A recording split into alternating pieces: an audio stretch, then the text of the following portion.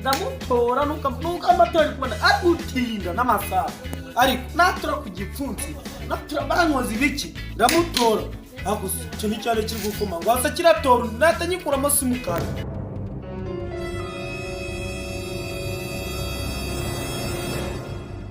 Nese mwana abandi bahageze tugiye gutora cyane ntabwo byaye byawe nizere ko mugiye gutora umusaza wacu Paul Kagame ari abandi nabereka ngo iki ako subundi kankubaza ikibazo uje ukomanga amapato wenda kuyacu ugiye gutora amapatano ugiye gutora umusaza ugiye tudatoba umusaza Kagame nawe wundi ahubwo mwana reka tureke gutira tujya muri sare aho amatora arabera si byose nta tugende kwa dakingishije umunsi kiwewe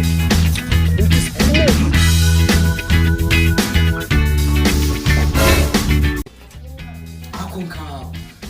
hanze ufite ubusarigomba ntabwo ufite ubusarigomba ndamubwira rero utitwara neza polisi yagutwara udatoye abantu baragutwara wowe n'uwo musatsi wagira ngo wakubiswe n'inkuba bantware banjyanye ngo nukwambaye polisi nanjye ndaje nyihuze wagabanyije amagambo tugategereza abayobozi tugatora ko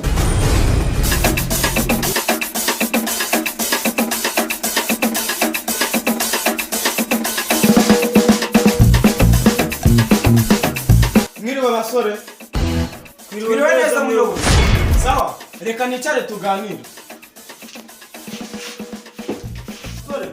ndi kubona umudugudu wanjye urasigara inyuma ati iki muri kuza gake nk'ibibwana by'ingurube ariko muyobozi ndi kubona nawe utangiye kuzanamo ibintu bitari sawa akantu ko gutukana k'ibibwana by'ingurube oya ata nibyo kamwe nibyo wangegera we nibyo bitsatsi nakosora imbabara wa muturage ibyo bitsatsi mbere yo kuza gutora ibibanza ugaca muri saro bakabyoka ako muyobozi none se Bruce Melody Juno Fireman ntabwo bemerewe gutora si bafite umusatsi se ariko si abajura nawe ako muyobozi nubwo uvuze ngo ni umujura nawe uratuzengereje dore dutangiye kubura amaturo kubona mwe natabashobora kuko mumeze nk'abajura njyewe ngiye gutelefona uw'isibo mubwireze abayobore ahantu ugiye sawa ko muyobozi nubwo ugiye mfite ikibazo ngewe ejo bundi baranyibye banyibye inkoko ubundi si ujya utanga irondo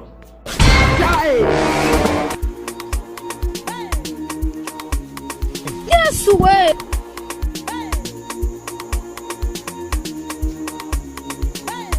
rubyiruko nimero turajyana gutora niturenganya gitifu ndi kubona n'uwisi bari mabenge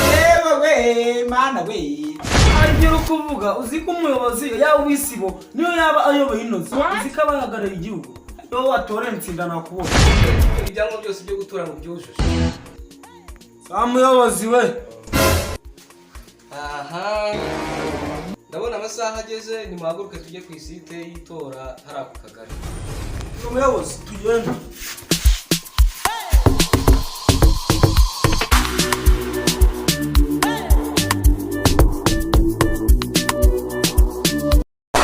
Assalamu alaikum wa rahmatullahi wa barakatuh.